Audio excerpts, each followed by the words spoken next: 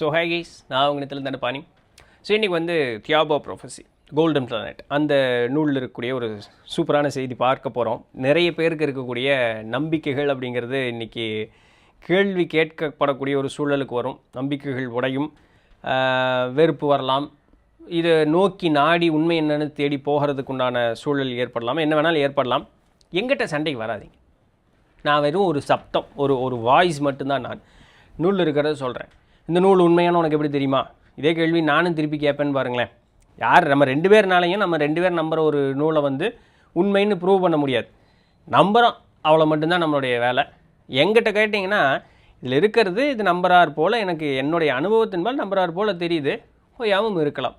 So நம்புறது நம்பாது அவங்களுடைய விருப்பம். ஸோ அதனால் ஹவ் டேர் நித்லன் அப்படின்னு எங்கிட்ட சண்டைக்கு வரணும்னு அவசியம் கிடையாது. விருப்பம் இருந்தால் நம்புங்க, இல்லாட்டி ஊரில் எத்தனையோ பைத்தியர் இருக்கான், அது மாதிரி இவனும் ஒருத்தன்னு சொல்லிட்டு கடந்து போயிடலாம். உங்களுக்கு தான் நிம்மதி அது. ஆல்ரைட். ஏன் இதெல்லாம் நான் முன்னாடி டிஸ்க்ளைமராட்ட சொல்லிக்கிட்டு இருக்கேன்னா, சொல்லக்கூடிய செய்திகள் அது போல் இருக்கும். சரிங்களா? கிறிஸ்துவர்கள் பற்றி, யூதர்கள் பற்றி, ஜீசஸ் பற்றியெல்லாம் இனி பின்னாடி வரும். மோசஸ் பற்றி, ஸோ இது மாதிரி செய்திகள்லாம் நிறைய வரும். இன்றைக்கி நாம், அதாவது இந்த மதத்தை பின்பற்றக்கூடியவர்கள் வந்து நம்பிக்கிட்டு இருக்கக்கூடிய நிறைய விஷயங்கள் உண்மை இல்லை, அது வந்து மடைமாற்றி எழுதப்பட்டதுங்கக்கூடிய செய்திகள் எல்லாம் சொல்கிறாங்க. பார்த்துட்டே வரலாம். சரிங்களா? ஆல்ரைட். முந்தைய பதிவுகள் பார்க்கலைன்னா டிஸ்கிரிப்ஷனில் வந்து பிளேலிஸ்ட் லிங்க் பின் பண்ணி வச்சுருக்கேன், கண்டிப்பாக போய் பாருங்கள். பயனுள்ளதாக இருக்கும். நிறைய சுவாரஸ்யமான தகவல்கள் உண்டு. கதைகள் எல்லாம் உங்களுக்கு தேவையில்லைனாலும் பரவாயில்ல, அதில் இருக்கக்கூடிய ஆன்மீக கருத்தை மட்டும் எடுத்துக்கங்க, அதுவே போதும் நம்மளுடைய வளர்ச்சிக்காக. சரிங்களா? ஆல்ரைட். ஸோ போன பதிவு என்ன பார்த்துருந்தோம்?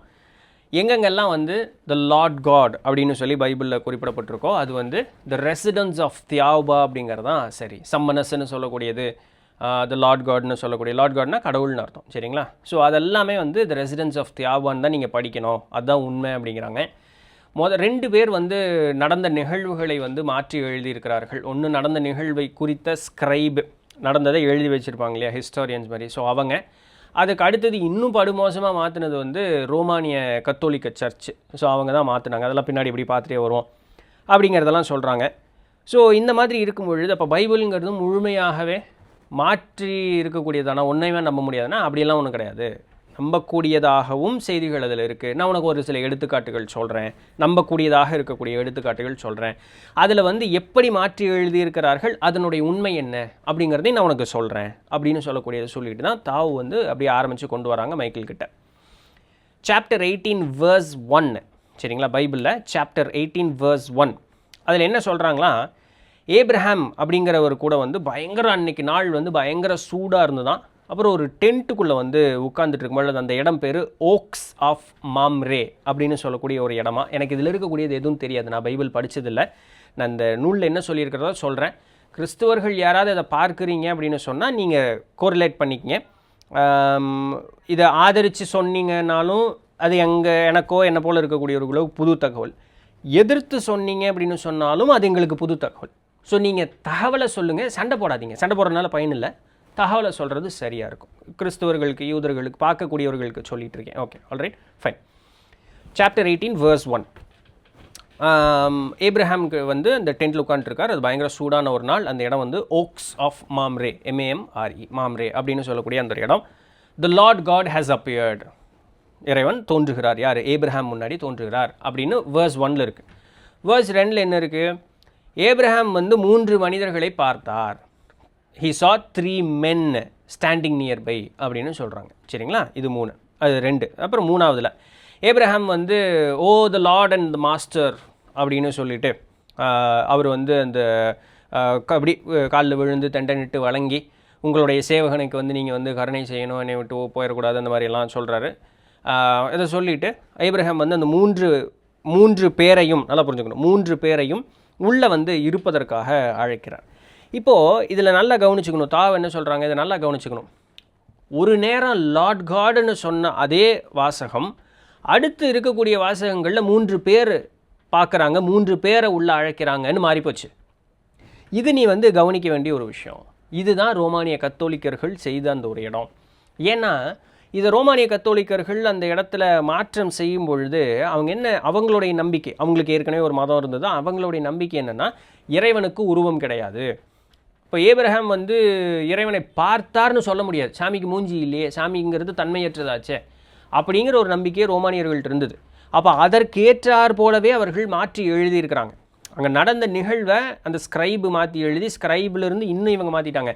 இது நடந்த ஒரு நல்ல விஷயம் என்னென்னா, ஆக்சுவல் ஹிஸ்ட்ரி அங்கே ரெக்கார்ட் ஆகலை, பட் இருந்தாலுமே நடந்த ஒரே நல்ல விஷயம் என்னென்னா, ரோமானியர்கள் சொல்ல முற்பட்டது இறைவனுக்கு உருவம் இல்லை, அது உண்மைப்பா. தாவு சொல்கிறாங்க அது உண்மை, படைத்தவன் அப்படின்னு சொல்லக்கூடியவன் நீ அனைத்திற்கும் அப்பாற்பட்டு இருக்கக்கூடியவன், அவனுக்கு உருவமோ தன்மைகளோ இல்லைன்னு சொல்லக்கூடிய அந்த ஒரு வாசகம் சரி, அதில் அந்த நோக்கம் சரி, அதில் எந்த விதமான மாற்றமும் கிடையாது. அப்போ ஏப்ரஹாம் வந்து அந்த பை த ஸ்கிரைப், ஏப்ரஹாம் வந்து என்ன சொல்கிறாங்க, லார்ட் காட் கூட பேசுகிறாரு. ஏப்ரஹாம் வந்து அந்த லார்ட் காட்னு சொல்லக்கூடிய அந்த இறைவனை எப்படி பார்க்குறாருன்னா, இந்த மொத்த அண்ட சராசரத்திற்குமே ஒரு தலைவன் இருந்தால் எவ்வளோ பெரிய ஆளாக இருப்பான், மொத்த உலகத்தையும் தன் கைக்குள்ளே வச்சுருக்காருன்னா அவர் எவ்வளோ பெரிய ஆளாக இருப்பார். அப்படி தான் வந்து இந்த லார்ட் காடை வந்து மனசில் நினச்சிக்கிட்டு அவருக்கு வந்து பேசிகிட்டு இருக்காரு ஏப்ரஹாம். இதில் என்ன பியூட்டி அப்படின்னு சொன்னால், த லார்ட் காட் அவர் கூட யார் வந்தா அப்படின்னு எழுதியிருக்கு அப்படின்னு சொல்லும் பொழுது 2 பேர் வந்தாங்கன்னு எழுதியிருக்கு. 2 men arrived with லார்ட் காடுங்கிறத எழுதியிருக்காங்க.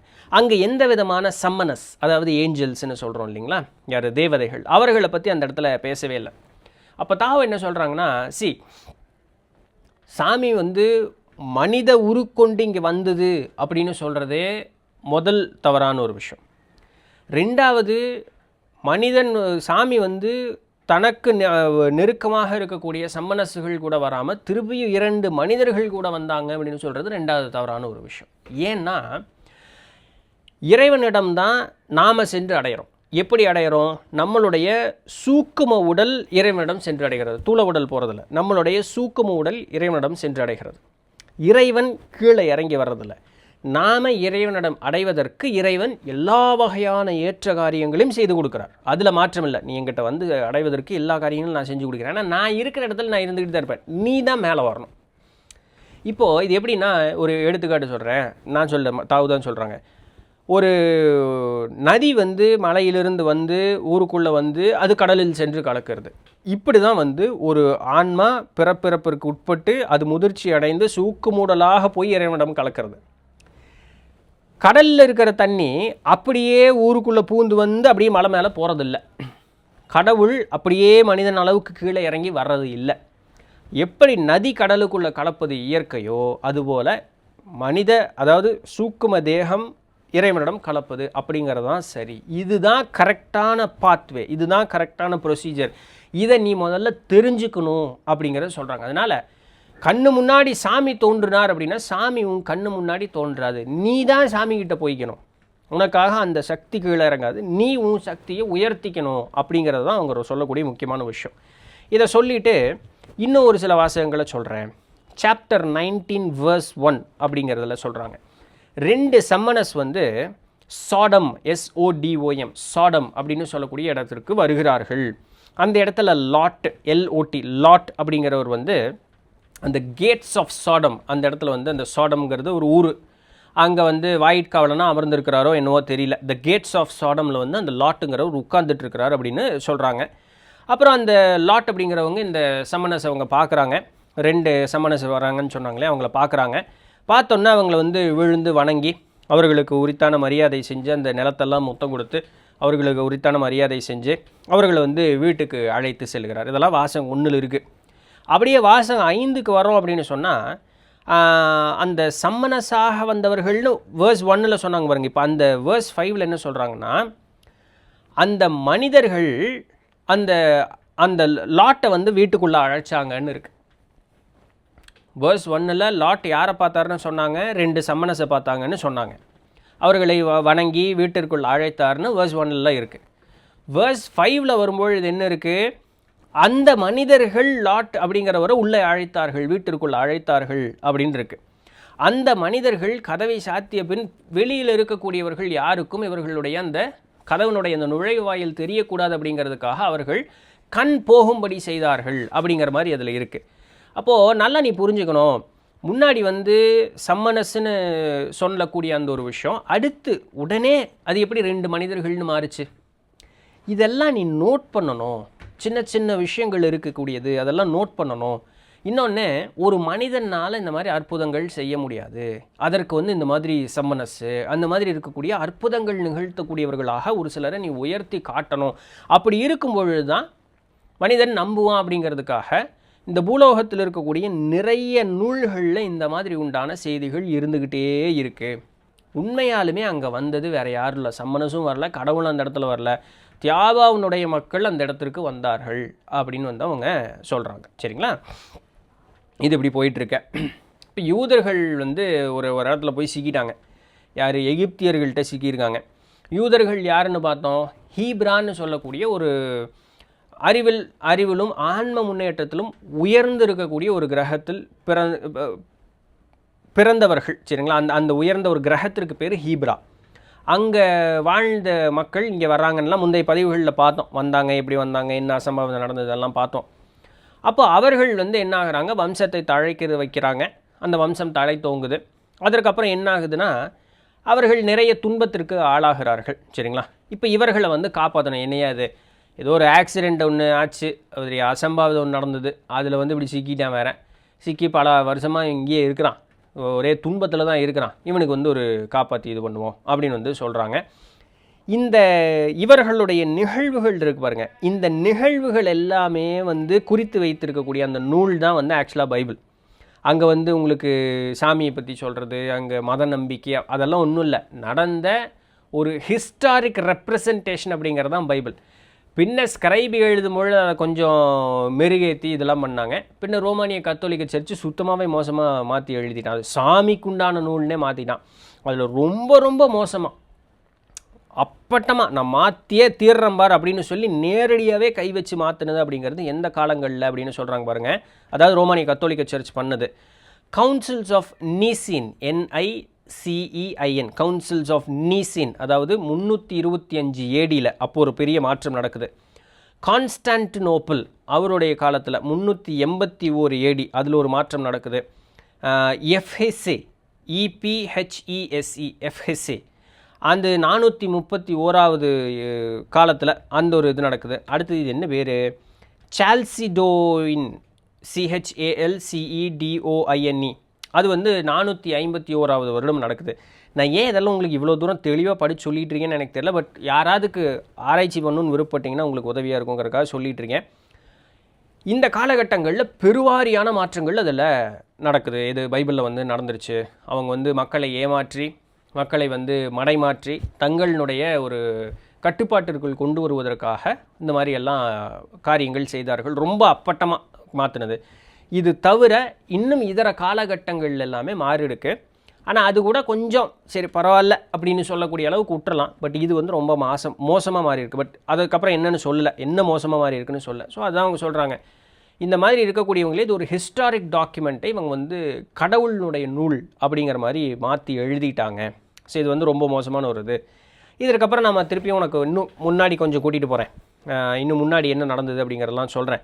இதெல்லாம் வந்து நீ மனசில் ஏற்றுக்குவேன்னு நினைக்கிற மைக்கிள், நான் வந்து சொல்கிறது வந்து தெளிவாக நீ சொல்லுவேன்னு நினைக்கிற மைக்கிள், நான் உன்னை நம்பி இதெல்லாம் சொல்கிறேன், உண்மை தெரிஞ்சுக்கோ அப்படிங்கிறத சொல்லிகிட்டே சொல்கிறாங்க. ஸோ இப்போ எகிப்துக்கு போகிறாங்க. இந்த எகிப்தில் போகும்பொழுது அங்கே தான் வந்து இந்த ஹீப்ரா மக்கள், அந்த ஹீப்ரூ மக்கள் நம்ம இன்றைக்கி சொல்கிறோம் இல்லையா, அவர்கள் வந்து அங்கே போகிறாங்க. அங்கே போய் பெரும் துன்பத்தை அனுபவிக்கிறார்கள். யூதர்கள் அப்படின்னு சொல்லக்கூடியவர்கள் அறிவில் ரொம்ப உயர்ந்தவர்கள், சிறந்தவர்கள். அவர்கள் வந்து பிற இனத்தவர்கள் கூட ஒன்று சேருவதில்லை. அவர்களுடைய கூட்டத்திற்குள்ளே எதை திருமணம் செய்துக்குவாங்க, பிள்ளை பெற்றுக்குவாங்க. அந்த இனம் மட்டும்தான் வளர்ந்துக்கிட்டே இருக்கும். இது இன்றைக்கு வரைக்கும் உண்மை. ஒரு சிலர் அப்படியே சிதறி போய் அப்படியே ஏதோ கசஞ்சு போனவங்க அப்படிங்கிறது உண்டு. நம்ம ஊரில் நான் கமெண்ட் பண்ண விரும்பலை. நான் சொல்கிறது ஒரிஜினல் ஹீப்ரூஸை நான் சொல்லிக்கிட்டு இருக்கேன். சரிங்களா? யூதர்களை சொல்லிக்கிட்டு இருக்கேன். அவர்கள் வந்து வெளியே எங்கேயுமே போய் திருமணம் செய்து கொள்ள மாட்டார்கள். அந்த பியூர் பிளட் அப்படிங்கிறது அப்படி மெயின்டைன் பண்ணி இன்றைக்கு வரைக்கும் அதை பண்ணிகிட்டு இருக்காங்க. அதுதாங்க பியூட்டியை. இன்றைக்கு வரைக்கும் அதை அவங்க மெயின்டைன் பண்ணுறாங்க. அப்போ இப்படி இருக்கக்கூடிய அந்த ஹீப்ரூஸ் ஜேக்கபின் மகனான ஜோசப்னால் வழிநடத்தப்பட்டு எகிப்து நகரத்திற்கு செல்லுகிறார்கள். அங்கே போய் எகிப்தியர்களால் பெருமளவு வெறுக்கத்தக்க ஒரு நிலைக்கு அவர்கள் போகிறார்கள். எகிப்துக்காரனுக்கு வந்து யூதனை கண்டாலே வந்து அப்படியே நரன்னு பல்லு கடிக்கிற அளவுக்கு எகிப்துக்காரனுக்கு யூதர்களை பார்த்தா கோபம். சரிங்களா? இப்போது இவர்களை காப்பாற்றணும். யாரை? யூதர்களை காப்பாற்றணும் எகிப்தியர்களுடைய இதிலிருந்து. காரணம் என்னென்னா, அவர்கள் ஏற்கனவே ஒரு அறிவில் முதிர்ந்த ஒரு பக்குவம் அடைந்தவர்கள். அந்த ஆக்சிடென்டலாக இங்கே வந்து சிக்கிட்டாங்க.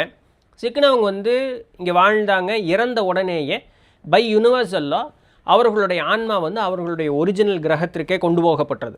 ஸோ அங்கேருந்து நீ முன்னேறதான் சரி, திருப்பி பூமிக்கெல்லாம் பிறக்க வேண்டாம்னு சொல்லி கூப்பிட்டு போயிட்டாங்க. இப்படி ஆக்சிடென்ட்லாம் நடந்தவங்க இவங்க வந்து இப்படி என்னடா கஷ்டப்படுறானுங்களே, இன்னும் அவனுடைய அந்த பியூர் பிளட்டை விடாமல் தாக்கி பிடிச்சிக்கிட்டே இருக்கான், எவ்வளோ கஷ்டப்பட்டாலும் சரி பரவாயில்ல, பெருமளவில் நேரடியாகவே நம்ம வந்து உதவி செய்வோம் அப்படின்னு சொல்லி தியாபாக்காரங்க களத்துக்குள்ளே இறங்குறாங்க. இந்த பீரியடெல்லாம் எப்போ நடக்குதுன்னா, ஃபேரோ செட்டி 1ஆம் செட்டி SETI ஃபேரோ 1ஆம் செட்டியினுடைய காலகட்டத்தில் இதெல்லாமே நடக்குதான். அப்போ வந்து எகிப்து வந்து படு மோசமான ஒரு சூழலுக்கு போயிடுச்சு. ஆன்ம முன்னேற்றமே அந்த இடத்துல இல்லை. மக்கள் பூரா வந்து என்ன ஆயிட்டாங்க அப்படின்னு சொன்னால், பொருள் சுகத்திற்கு ஆட்பட்டவர்களாக மாறிவிட்டார்கள். இந்த உலக சுகம், உண்டு உறங்கி சுகித்து கிடப்பது மட்டும்தான் வாழ்க்கை அப்படின்னு சொல்லக்கூடிய அந்த ஒரு நிலை. மோசஸ் அவர் காலகட்டங்களில் இருக்கக்கூடிய அந்த ஹிஸ்ட்ரியெல்லாம் எடுத்து படித்து பாருங்கள். ஏன்னா நம்ம நண்பர் வந்து அபூபக்கர் சித்திக் இருக்கார். அப்போ அவங்க வந்து அந்த மூசா அலைஹிஸ்ஸலாமுடைய காலகட்டங்களை சொல்லும் பொழுது அந்த காலத்தில் மக்கள் எப்படி வாழ்ந்திருந்தார்கள் அந்த ஹிஸ்ட்ரியெல்லாம் சொல்லுவாங்க. இது கரெக்டாக மேட்ச் ஆகுது. அப்படிதான் இருப்பாங்க. பட்டு மோசமான ஒரு அது இதுக்கு கிண்டலாக சொல்லுவாங்க, கேள்வி கேட்டே அழிந்த சமுதாயம். பட் எனிவே, ஸோ இதுக்குள்ளே நின்றுக்குவோம். அப்போது எந்த அளவுக்கு மோசமாக இருந்ததுன்னா, அவங்க வந்து கம்ப்ளீட்டாக மெட்டீரியலிஸ்டிக் ஆகிட்டாங்க. அங்கே அந்த உயர்குடின்னு சொல்லக்கூடிய அந்த அரசர் சம்பந்தமாக இருக்கக்கூடியவர்கள் எல்லாம் போதை வஸ்துக்கள் பயன்படுத்துவதுங்கிறது ரொம்ப சராசரியாக மாறிவிட்டது. கிரேக்கத்துலேயும் அந்த மாதிரியே இருக்குது. மிருகங்களோடு புணர்ச்சியில் ஈடுபடுவது அப்படின்னு சொல்லக்கூடியது வந்து ரொம்ப காமனான ஒரு விஷயமா அப்படி வந்து மாறிப்போச்சு. ஆனால் அது பண்ணவே கூடாது. இந்த பை யூனிவர்சல் லா, அது வந்து natural law, by universal law it is wrong, அது தவறு, பண்ணக்கூடாது. மிருகங்கள் கூட புணர்ச்சியில் ஈடுபடுவது தவறு அப்படிங்கிறது சொல்கிறாங்க. அப்போ இதை வந்து நாங்கள் மாற்றுவதற்கு முயற்சி செய்கிறோம் அப்படின்னு சொல்லிட்டு அந்த ஹீப்ரு மக்களை வந்து எகிப்தியர்களுடைய அந்த ஒரு மோசமான ஆளுமையிலிருந்து நீக்குவதற்காக ஒருத்தரை இங்கே கொண்டு வரணும், இவர்களுக்கு ஒரு தலைவன் போல் யாராவது ஒருத்தரை இங்கே கொண்டு வரணும் அப்படின்னு சொல்லி முடிவு பண்ணி என்ன பண்ணுறாங்கன்னா, இப்போ மொத்தம் 9 கிரகங்கள் இருக்குதுன்னு பார்த்தோம். 9ஆவதான அந்த தியாவபா, த கோல்டன் பிளானட் தான் ஹையஸ்ட் இது இருக்குது. அதுக்கப்புறம் நம்ம அப்படி முக்தி அப்படிங்கிறதுக்கு போய்க்கலாம், சரிங்களா? இப்போ இதில் 8ஆவதாக இருக்கக்கூடிய ஒரு கிரகம், அந்த கிரகத்தினுடைய பேர் என்னென்னா நாக்சிட்டி இல்லை நாக்சிட்டி சொல்லிக்கலாம், NAXITI, நாக்சிட்டி அப்படின்னு சொல்லக்கூடியது. இது 8ஆம் நிலையில் இருக்கக்கூடியது. அதில் வந்து வாழ்ந்திருந்த ஒரு மனிதன் வந்து ஒரு ஆண்மகன் இறக்கிறார். அவருடைய பேர் என்னென்னா ஜியோக்ஸ்டீன், ZIOXTIN, ஜியோக்ஸ்டீன் அப்படிங்கிறவர் இறக்கிறார். அவருடைய சூக்கு மூடல் வந்து தியாபாவில் மறுஜனனம் எடுக்கிறதுக்காக காத்திருக்கக்கூடிய அந்த ஒரு இடமாக இருக்குது. அப்போ இவங்க என்ன பண்ணுறாங்க அப்படின்னு சொல்லி பார்க்கும்பொழுது, அப்பா இந்த மாதிரி பூமி இருக்குது, அது 1ஆவது கிரகம், நீ 8லேருந்து இப்போ 9 வர்றதுக்கு நீ பெரிய ஆள் தான், ஆனால் அங்கே ஒரு இனமே வந்து கஷ்டப்பட்டுக்கிட்டு இருக்கு, அவங்கள கொஞ்சம் காப்பாற்றணும், நீ போகிறையா அப்படின்னு கேட்க, ஓகேங்க போகிறேங்க. அதுதான் ஆன்ம முன்னேற்றத்தில் முதிர்ந்திருக்கக்கூடிய அவர்களுக்கு தாயுள்ளம் ஜாஸ்தி. ஐயோ கஷ்டப்படுறானா, தாராளமாக போகிறேன். அவன் வந்து இங்கே சீரழிஞ்சு போயிடுவான், அதை பற்றி அவங்களுக்கு யோசனையே இல்லை, பார்த்துக்கலாம், அவங்க காப்பாற்றணும் தானே, ஓகே, வேறு கேள்வியே கிடையாது, போகிறையாப்பா, போகிறேன் சாமி, அவ்வளோதான், வேலை முடிஞ்சு, சரிங்களா? அப்போ அவர் இங்கே கீழே கொண்டு வராங்க. கொண்டு வரும் பொழுது என்னவா வர்றாரு பூமிக்கு? மோசஸ். கிறிஸ்டியானிட்டியில் சொல்லும்போது அது மோசஸ், இஸ்லாத்தில் சொல்லும்போது மூசா அலைஹிஸ்ஸலாம், சரிங்களா? ரெண்டும் ஒரே சிமிலராக தான் வரும். அப்போ மோசஸாக அவர் வந்து கீழே வர்றார். இப்போ இதில் என்ன பியூட்டின்னா, இந்த மோசஸ் யாருக்கு பிறந்தார் அப்படின்னு பார்க்கும்பொழுது எகிப்து நாட்டு பெற்றோர்களுக்கு தான் அவர் பிறக்கிறார். நல்லா புரிஞ்சுக்கணும், ஒரு எகிப்து நாட்டு பெற்றோர்களுக்கு தான் பிறக்கிறார். அவருடைய தகப்பனார் பார்த்தீங்கன்னா எகிப்து ஆர்மியில் ஒரு சப் லூட்டனன்ட், ஒரு பெரிய பதவி, இன்றைக்கி இருக்கக்கூடியதில் ஒரு சப் லூட்டனன்ட்டுன்னு நம்ம சொல்லலாம். அதுபோல் ஒரு பெரிய பதவியில் இருக்கக்கூடிய ஒரு போர் வீரனுக்கு மகனாக பிறக்கிறார். அவர் வந்து உண்மையிலுமே ஹீப்ருவெல்லாம் கிடையாது. ஏன்னா இப்போது பை ஹிஸ்ட்ரி பார்த்தீங்க அப்படின்னு சொன்னால் அது பைபிளில் தப்பாக எழுதி வச்சுருக்காங்க. அவர் வந்து இந்த கோலத்தில் வந்து அவங்க அம்மா இதில் வச்சு விட்டா அந்த இதில் அது கர்ணன் எப்படி மிதந்துட்டே வந்தார், அந்த மாதிரி இவர் மிதந்துட்டே வரும்போது அந்த அரசனுடைய மனைவி வந்து இளவரசி பார்த்து எடுத்து கூட்டிகிட்டு போனால் அந்த கதை ஒன்றுமே நடக்கலைன்ட்டாங்க. அது பொய், அப்படி ஒரு நிகழ்வே நடக்கவே இல்லை. அவர் ஹீப்ருவாக பிறக்கவே இல்லை மோசஸ். அவர் வந்து யாருக்கு பிறந்தார்? ஒரு எகிப்து நாட்டு ஒரு பெரிய இராணுவ அதிகாரியினுடைய மகனாக அவர் வந்து பிறக்கிறார். உடனே மைக்கேல் ஜம்ப் பண்ணுறார், ஐயையோ அப்படியா, எனக்கு அந்த கதை ரொம்ப பிடிக்குமே, நல்லா ஃபேரி டெய்ல் மாதிரி நல்லா இருக்குமே, அது எனக்கு அந்த கதை ரொம்ப பிடிக்கும், என்ன பொசுக்குன்னு இல்லைன்னு சொல்லிட்டேன். ஃபேரி டெய்லெல்லாம் கேட்குறதுக்கு நல்லா தான் இருக்கும் மைக்கிள், ஆனால் அதுக்காக அது வந்து உண்மையாக இருக்காது, எனக்கு சத்தியம் பண்ணி கொடு, நான் சொல்கிறது எல்லாத்தையும் உண்மையான அந்த நிகழ்வுகளை நீ வந்து சொல்லுவ, மக்களுக்கு கொண்டு சேர்த்துவ அப்படின்னு சொல்லி எனக்கு சத்தியம் பண்ணி கொடு. டோன்ட் வரி தாவ், தாராளமாக நான் உண்மையை சொல்கிறேன், நீ எல்லாத்தையும் சொல்லு, நான் கேட்டுக்கிறேன். இப்படி வந்து மோசஸ் அந்த ஒரு பெரிய இராணுவ அதிகாரியினுடைய குடும்பத்தில் பிறக்கிறார். அவங்க அப்பாவுடைய பேர் என்னென்னா லத்தோட்டெஸ், LATHOTES, லத்தோட்டெஸ் அப்படிங்கிறது அவருடைய பேர். இந்த மோசஸ் அவருக்கு வந்து 10 வயசு இருக்கும்பொழுது அவர் எப்போ பார்த்தாலும், இவர் பிறந்ததோ எகிப்து குடும்பத்தில், அதுவும் எகிப்து இராணுவத்தில் ஒரு பெரிய அதிகாரியாக இருக்கிறவருடைய பையன். எகிப்துக்காரங்களுக்கும் இந்த யூதர்களான ஹீப்ரூக்காரங்களுக்கும் ஆகவே ஆகாது, சரிங்களா? எகிப்துக்காரர்கள் ஹீப்ரூக்காரங்களை வந்து பூரா அடிமையாக வச்சுருந்தாங்க. இந்த மோசஸ் இந்த எங்கள் 8வது கிரகத்திலிருந்து இங்கே பூமிக்கு வந்ததற்கு உண்டான காரணம் என்ன? இந்த யூதர்களான இந்த ஹீப்ரு மக்களை காப்பாற்ற வேண்டும்ங்கிறது தான். எவ்வளோ அழகாக இருக்குது பாருங்கள். 10 வயசுலேருந்து, இந்த விவரம் தெரிஞ்ச வயசுலேருந்து மோசஸினுடைய முழு நேர பணி என்ன அப்படின்னு சொன்னால், போய் எப்போ பார்த்தாலும் அந்த ஹீப்ரு மக்கள் கூட இருக்கிறது தான். அந்த குழந்தைகளோடு தான் விளையாடுவார். ஒரு பெரிய ராஜ குடும்பத்தில் சேர்ந்தவர், ஒரு பெரிய தளபதியினுடைய பையன் இல்லையா, பெரிய பதவி, முக்கியமான ஒரு ஆள், அவங்க அப்பா பெரிய ஆள். அப்போ இவருக்கும் அந்தளவுக்கு ராஜ மரியாதை எல்லாமே கிடைக்கும். மனுஷன் அது ஒரு பொட்டுக்கு கூட மதிக்கலை. நேராக போய் அங்கே அடிமைகளாக இருக்கக்கூடியவர்களோட தான் விளையாட்டு. எப்போ பார்த்தாலும் அந்த குழந்தைகளோட தான் விளையாட்டு, அங்கே இருக்கக்கூடிய பெரியவர்களோட தான் பேச்சு.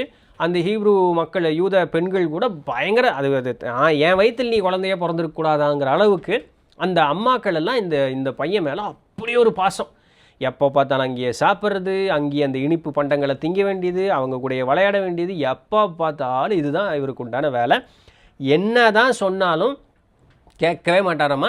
சரி சரி அப்படின்னு சொல்லிவிட்டு அவர் பண்ணுற வேலையை அவர் பார்க்குறக்கு போயிடுவாரம்மா. இதுதான் மோசஸ்னுடைய வேலையாக இருக்குது. இப்போ இதில் என்ன பியூட்டினா, அவர் வந்து ஒரு உயர்ந்த ஒரு கிரகத்தில் ஒரு பக்குவமான ஒரு மனிதராக பிறந்தவர் இங்கே கீழே வர்றாரு அப்படிங்கிறதுக்காக அவருக்கு பழசெல்லாம் ஞாபகம் இருக்கும் அப்படிங்கிறது கிடையாதுங்கிறாங்க. தாவது ரொம்ப அழகாக சொல்கிறாங்க. நம்ம ஆன்மூலக பதிவுகளெல்லாம் பார்க்குற மாதிரி இந்த நாகர்கள் உடைய கோட்பாடின்படி த ரிவர் ஆஃப் அப்ளிவியன் அப்படின்னு சொல்லக்கூடியது அப்படின்னு ஒன்று இருக்குது அவர்களுடைய கோட்பாடின்படி. அப்படின்னா என்னென்னா, நீ ஒரு பிறப்பு எடுக்கப்படும் பொழுது அந்த பிறப்பு வந்து முந்தைய ஞாபகங்கள் அழிக்கப்படும், சரிங்களா? இந்த பிறப்பை முடிச்சுட்டு திருப்பியும் போகும்போது தான் பழசெல்லாம் ஞாபகம் வரும். இந்த பிறப்புக்குள்ளே வரும்பொழுது அது எல்லாமே அழிக்கப்படும். ஏன் அப்படின்னு சொல்லி கேட்டேன். ஏங்க, ஞாபகத்தோடு பிறந்திருந்தால் நல்லா இருந்திருக்கும்ல. உண்மைதான், நீ ஒரு பெரிய நோக்கத்திற்காக கீழே வந்திருப்ப, ஒரு பெரிய ஒரு பாடத்தை கற்றுக்கொள்வதற்காக கீழே வந்திருப்ப. ஆனால் உன்னுடைய வாழ்க்கை ஒரு வேளை இப்படி இருக்கலாம். உன்னுடைய 40வது வயதில் ஆசைக்குரிய மனைவியும் அன்பான பிள்ளைகள் இருவரும் ஒரு விபத்தில் இறந்து போகிறார்கள். உன்னுடைய கால் முடமாகிறது. நீ வந்து ஆயுட்காலம் முழுக்க வந்து அப்படியே அந்த வீல் சேர்லேயே தான் நீ கழிக்கணும். இப்படிங்கிறதெல்லாம் உனக்கு ஞாபகம் இருந்ததுன்னு வச்சுக்குவேன், நீ உண்மையாலுமே உன்னுடைய வாழ்க்கை நிம்மதியாக உன்னால் வாழ முடியுமா? அந்த 40 வயசு எட்டும் பொழுது உனக்கு எப்படி இருக்கும்? அடுத்தது இவன் என்ன பண்ணுவான்னா, அதை கடந்து உறுதியான மனதோடு இருந்து வாழ்ந்து காட்டிடுறான் பாருன்னு அந்த உத்வேகத்தை இழந்து அவன் தற்கொலை பண்ணிக்கிறதுக்கு முயற்சி பண்ணுவான். அதற்கெல்லாம் நிறைய வாய்ப்புகள் உண்டு. அப்படி இல்லைன்னா அவன் வாழும் பொழுதே சரியான பாடத்தை கற்றுக்காமல் இருக்கிற எல்லாத்தோடைய இதையும் தொந்தரவு பண்ணி அவனும் தொந்தரவு அமைச்சு நிறைய குழப்பத்தை உண்டு பண்ணிடுவான். இந்த மாதிரி காரண காரியங்களுக்காகத்தான் பிறப்புங்கிறது எடுக்கும் பொழுது பழைய ஞாபகங்கள் மறக்கடிக்கப்படுகிறது அப்படின்னு சொல்கிறாங்க. இது வந்து உனக்கு புரியணும் அப்படின்னு சொன்னால், ஒரு டேப் ரெக்கார்டர் கேசட் இருக்குது. அந்த கேசட்டில் வந்து அந்த இருக்கக்கூடிய இதெல்லாத்தையும் ஒரு அப்படி எரேஸ் பண்ணுறாங்க இல்லையா, அப்படி வச்சுக்கோ மைக்கிள். அதை அப்படியே எரேஸ் பண்ணிட்டு திருப்பி புது ரெக்கார்டு அது மேலே பதிகிற மாதிரி அப்படி வச்சுக்கோ, அதுதான் சரியானது. அதில் என்ன பியூட்டின்னா, ஒரு சில நேரம் இந்த எரேஸ் பண்ணுற அந்த மிஷின் வந்து சரியாக வேலை செய்ய, அவங்க திரும்பவும் சொல்கிறாங்க, பாரு நான் மிஷினு டேப் ரெக்கார்டரு இதெல்லாம் சொல்கிறது உனக்கு புரியறதுக்காக. நீ ஏதோ மிஷின் இருக்கிற மாதிரியும் நம்ம மண்டை டேப் ரெக்கார்டர் மாதிரியெல்லாம் கற்பனை பண்ணிக்கூடாது, புரியறதுக்காக சொல்கிறேன். அவங்க திரும்ப அதை சொல்லிகிட்டே இருக்காங்க, நம்ம தப்பாக புரிஞ்சிக்கக்கூடாது அப்படிங்கிறதுக்காக. அப்போது இந்த ஒரு சில நேரங்கள் இந்த டேட்டாவை வந்து அழிக்கும் பொழுது என்ன, நம்மளுடைய ஹையர் செல்ஃப் வந்து எல்லாத்தையும் காட்டிடுவாங்களாம். நல்லா புரிஞ்சுக்கங்க, என் வாழ்க்கை இப்படி இருக்குன்னா நானாக தேர்ந்தெடுத்தேன், உன்னால தான் அப்படி நடந்து நம்ம எல்லாத்து மேலேயும் கை காட்டுறோம்ல, அப்படி ஒரு காலும் கிடையாது. ஆன்மூலக பதிவுகள்லையும் இதை தெளிவாக சொல்கிறாங்க, இந்த தியாபோ ப்ரொஃபஸிலையும் இதை தெளிவாக சொல்கிறாங்க. என்னது, நம்மளுடைய அந்த இறையான அந்த ஹையர் செல்ஃப் பக்காவாக எல்லாத்தையும் காட்டிடுமா. உன் வாழ்க்கை இப்படி தான் நடக்க போகுது, உனக்கு ஓகேவா, முடிவு பண்ணிட்டு தானே போகிறேன், உனக்கு ஓகே தானே. நாம் ஓகேன்னு சொன்னால் தான் பிறப்போம். அவங்க வலுக்கட்டாயமெல்லாம் படுத்த மாட்டாங்க. நாம் ஓகேன்னு சொல்லிட்டு தான் நம்ம கீழே வந்திருக்கோம். அப்போ நம்ம வாழ்க்கையில் நடக்கிறது எல்லாமே நமக்கு முன்னாடியே காட்டப்பட்டிருக்கோம். காட்டிட்டு அதை அழிச்சிருவாங்க. சரிங்களா? இந்த அழிக்கும் பொழுது ஒரு சில நேரங்களில் ஒரு சில பகுதிகள் வந்து அழியாமல் அப்படியே விட்டு போயிடும். அப்படி இருக்கிறது தான் உனக்கு ஒவ்வொரு நேரத்தில் ஞாபகம் வரும். எப்படி ஞாபகம் வரும்? இந்த ஆளை நான் எங்கேயோ பார்த்துருக்கேனே. இது என்னென்னா பழைய ஏதோ ஒரு 10 வருஷத்துக்கு முன்னாடி பார்த்தேன் அப்படி இல்லை. அது உள்ளுர ஒரு இது இருக்கும். எங்கேயோ பார்த்துருக்கனே, இந்த இடத்துக்கு நான் முன்னாடியே வந்திருக்கனே, இந்த வாசகங்களை நான் முன்னாடியே பேசியிருக்கனே. இதெல்லாம் அனுபவிச்சிருக்கீங்களா? ஆங்கிலத்தில் அதை டேஜாவுன்னு சொல்லுவாங்க தெரியுமா? அதெல்லாம் அனுபவிச்சிருக்கீங்களா? அதெல்லாம் இப்படி நடக்கிறது தான். அப்போ மைக்கேல் கேட்குறாரு, அப்போ இதெல்லாம் மறுபிறப்பு? இதெல்லாம் மறுபிறப்புலாம் இல்லை. உனக்கு முன்னாடியே காட்டப்பட்ட அந்த காட்சி முழுசும் அழியாமல் டக்குன்னு அந்த சூழல் நடக்கும்பொழுது உனக்கு பழசு ஞாபகம் வரும். இதை நான் எங்கேயோ பார்த்துருக்கனே. அந்த எங்கேயோ வந்து நீ பிறப்பிற்கு முன்னதாக பார்த்த அந்த ஒரு இடம் தான். அதுதான் உனக்கு ஞாபகம் வரும். அப்போ மைக்கேல் ஒரு பெரிய ஒரு எக்ஸாம்பிள் சொல்கிறார். அவர் ஆஃப்ரிக்கா போனதாகவும் அங்கே வந்து அந்த நிகழ்வுகளை பார்த்ததாகவும் அவருடைய ஃப்ரெண்டு உடனே சொன்னாராம், சின்ன வயசில் இருக்கும்போது உங்கள் அப்பா அம்மாவோட தான் வந்துருப்படா அப்படின்னா அவங்க அப்பா அம்மா கிட்ட கேட்டு பார்த்துருக்காரு. இல்லை நாமளும் போகலை, நீயும் தனியாகவும் எங்கேயும் போகல அப்படின்ட்டு. இது அவருக்கு ஃப்ரெண்டுகிட்ட சொல்லும்போது சரி ஏதோ முற்பிறவியினுடைய உனக்கு ஞாபகம் இருக்கும் போலன்னு சொல்லி அவர் அப்படியே விட்டுட்டார். ஆனால் தாவுக்கிட்ட சொல்லும்போது தாவு இல்லை முற்பிறவியெல்லாம் ஒன்றும் கிடையாது, உன்னுடைய ஹையர் செல்ஃப் வந்து உனக்கு அதை காட்டி கொடுக்கறதுனுடைய பழைய ஞாபகம் தான். ஸோ அதுதான் டேஜாவு, இதை நல்லா புரிஞ்சுக்கோ அப்படின்னு வந்து சொல்கிறாங்க. ஸோ அவங்க வந்து அதுக்கு ஒரு டெக்னிக்கல் டேர்ம் ஒன்று யூஸ் பண்ணுறாங்க. அந்த டெக்னிக்கல் டேர்ம் பேர் எங்கேயோ போயிடுச்சு. சரி, அது கிடைக்கிறதுக்கு இது இல்லை போல். என்னென்னா அது நம்ம என்னமோ எலக்ட்ரோஃபோட்டானிக்ஸ் அப்படிங்கிற ஒரு இது இன்றைக்கி மக்களுக்கு வந்து பூமியில் இருக்கக்கூடிய மக்களுக்கு எலக்ட்ரோஃபோட்டானிக்ஸ் வந்து மனிதன் மேலே பயன்படுத்துவதால் எப்படிங்கிறதெல்லாம் தெரியாது. ஸோ அதனால் அதை விட்டுருவோம் அப்படின்ட்டாங்க அவங்க. மேபி டூ அட்வான்ஸ்டு டெக்னாலஜி போல். ஸோ அந்த எலக்ட்ரோஃபோட்டானிக்ஸ் மூலமாக வந்து இது அழிக்கப்படும் அப்படின்ட்டு. இந்த எம்ஐபியில் வந்து இந்த கிளீச்சின்னு அமுத்துனா எல்லாம் மறந்து போயிடல, கிட்டத்தட்ட அந்த மாதிரி தான் போல். சரிங்களா? இந்த மாதிரி ஒரு நடக்குது. இப்போ வந்து மோசஸ்னுடைய கதைக்கு வருவோம். அப்போ அந்த மாதிரி மோசஸ்னுடைய இதை வந்து அழிச்சிட்றாங்க. அவர் எந்த ஞாபகம் இல்லாமல் அப்படி கீழே வர்றாரு. அப்படி கீழே வரும்பொழுது பயங்கரமான முன்னேறிய ஆன்ம ரீதியாக முன்னேறிய ஒரு ஆன்மா தான். அதனால பழைய ஞாபகமெல்லாம் அவங்களுக்கு இருக்கணும்னு அவசியம் கிடையாது. அந்த ஆன்ம உடலே வந்து அப்படி என்ரிச்டு வித் நாலேஜ். அந்த ஆங்கில சொற்களுக்கு உண்டான அந்த ஒரு வலிமையை வந்து நீங்கள் புரிஞ்சுக்கிட்டீங்க அப்படின்னு சொன்னால் சூப்பராக இருக்கும். Enriched with knowledge. அப்படியே அறிவுன்னு வந்து பெட்டகமாட்ட அப்படி தக்கன்னு மின்னிக்கிட்டு இருக்கு அந்த சூக்கும உடல். அவ்வளவு அறிவனுடைய முதிர்ச்சி ஞானம் கூடி இருக்கக்கூடிய அந்த ஒரு இதுக்கு பழைய ஞாபகமெல்லாம் இருக்கணும்னு அவசியம் இல்லை. அதை கொண்டு போய் எங்கே போட்டிங்கனாலும் அது பொழைச்சிரும். அதுக்கு கஷ்டம் நஷ்டமெல்லாம் ஒன்றும் தெரியாது. அதை நீங்கள் எங்கே தூக்கி போட்டிங்கனாலும் அது பொழைச்சிரும். சரிங்களா? கடலில் தூக்கி போட்டாலும் கட்டுமரமாக மிதப்பேன், அந்த மாதிரி தான். சரிங்களா? எது எங்கே யூஸ் ஆகுது வருங்க. Okay, alright, fine.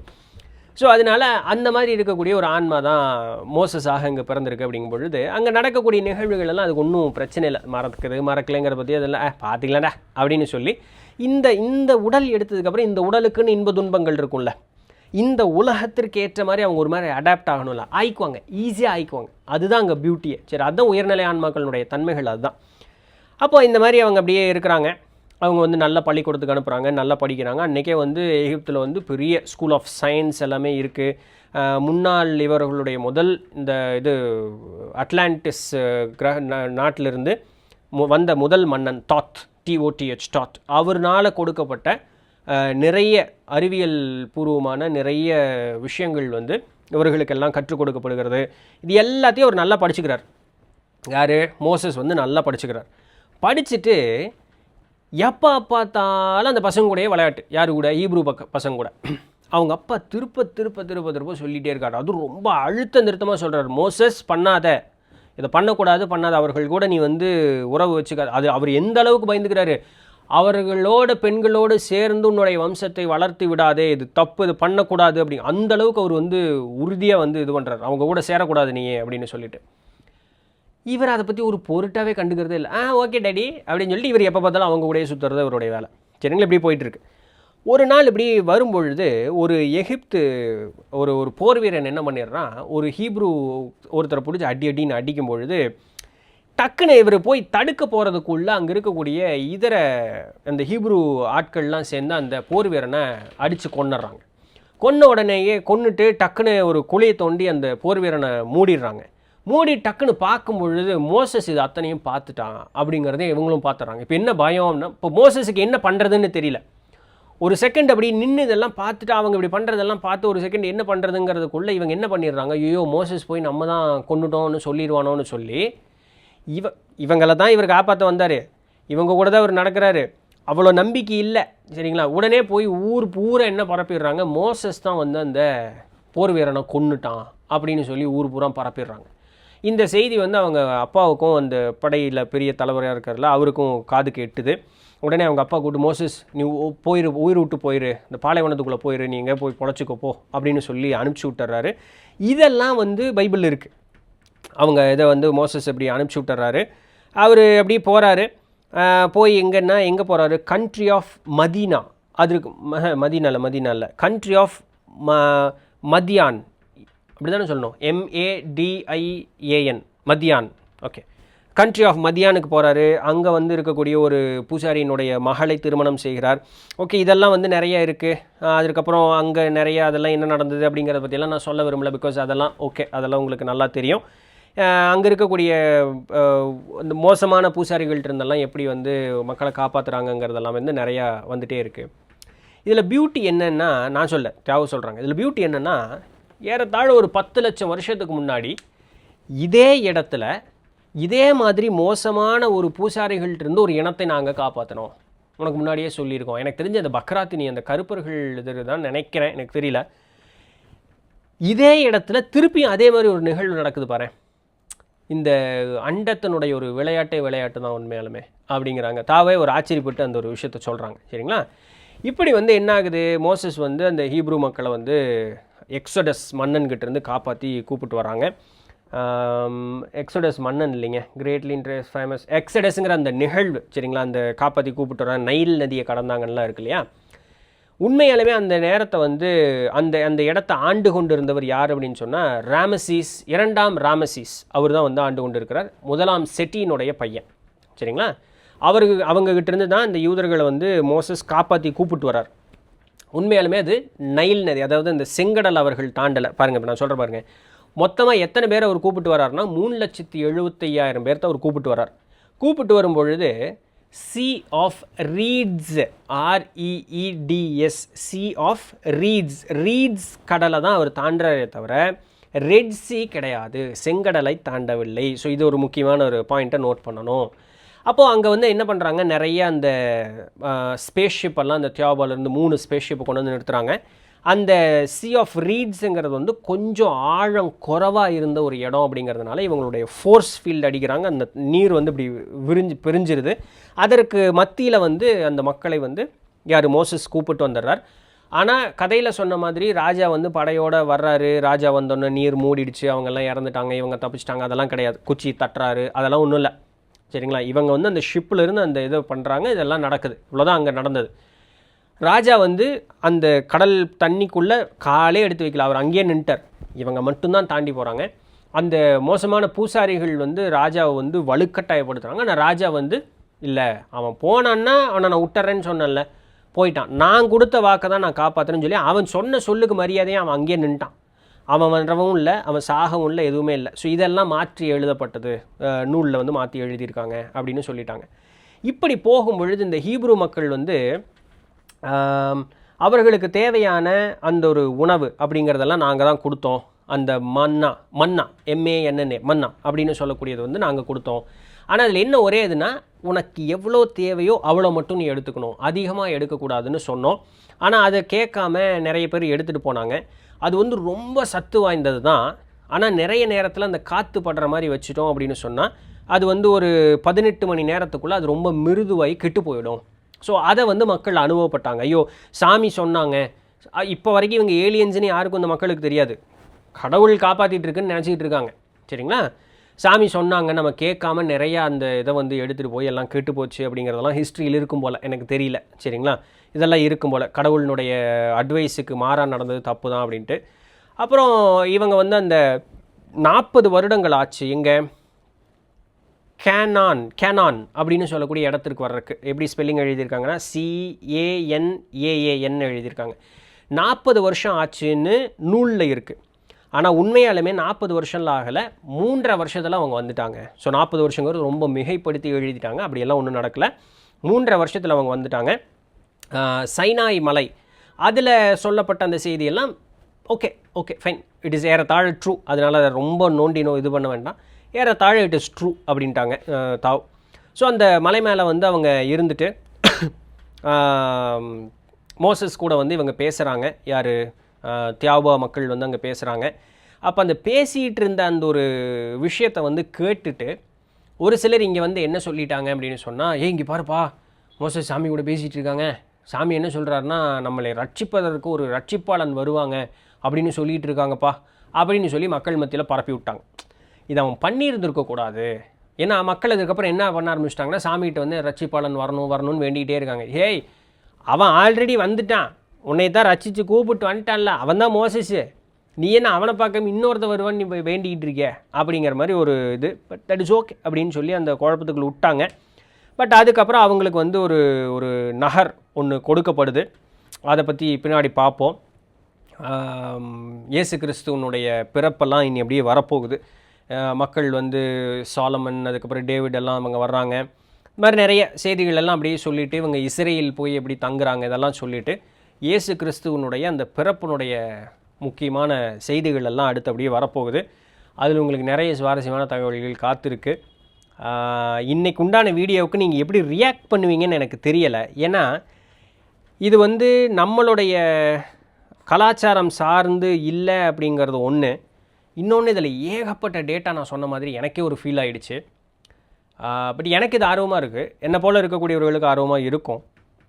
பெருவாரியான கூட்டத்திற்கு எப்படி இருக்குன்னு எனக்கு தெரியல. பட்டு சொல்ல வேண்டியதை சரியாக சொல்லணுங்கிறதுனால நான் செய்ய வேண்டிய காரியத்தை சரியாக செஞ்சுட்டேன். ரிசீவிங் சைடு எப்படி இருக்குன்னு எனக்கு ஆர்வமாக இருக்குது பார்க்குறதுக்கு. ஸோ பார்ப்போம். ஆல்ரைட். ஸோ இதை இன்றைக்கு உண்டான செய்தி பிடிச்சிருந்துருக்கும், இன்ஃபர்மேட்டிவாக இருந்திருக்கும் அப்படின்னு நம்புகிறேன். அடுத்து வேறு ஒரு சுவாரஸ்யமான செய்தியில் சந்திப்போம். அது வரையும் தொடர்ந்து நிதிர்கள் நான் உங்களிடத்தில் இருப்பேன். நன்றி, வணக்கம்.